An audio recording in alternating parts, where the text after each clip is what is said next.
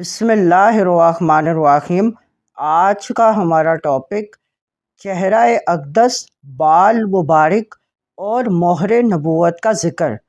حضرت جابر بن سامورہ رضی اللہ تعالیٰ عنہ کہتے ہیں کہ رسول کریم صلی اللہ علیہ وسلم کے سر اور داڑھی کے اگلے حصہ میں کچھ بال سفید ہو گئے تھے۔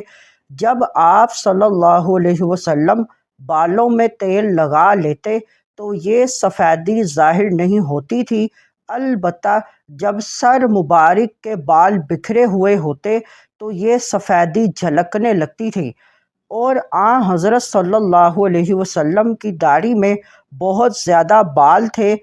جب حضرت جابر رضی اللہ تعالیٰ عنہ نے حضرت صلی اللہ علیہ وسلم کا یہ حلیہ شریف بیان کیا تو ایک شخص نے کہا کہ آپ صلی اللہ علیہ وسلم کا چہرہ مبارک چمک اور دمک میں تلوار کی طرح تھا۔ حضرت جابر رضی اللہ تعالیٰ عنہ نے کہا کہ نہیں، بلکہ آفتاب اور ماہتاب کی طرح تھا اور گولائی لیے ہوئے تھا۔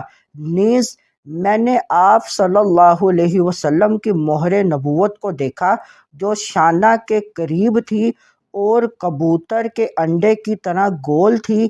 اس کی رنگت آپ صلی اللہ علیہ وسلم کے جسم مبارک کے رنگ کی سی تھی۔ مزید معلومات کے لیے ہمارے چینل کو لائک اینڈ سبسکرائب کریں۔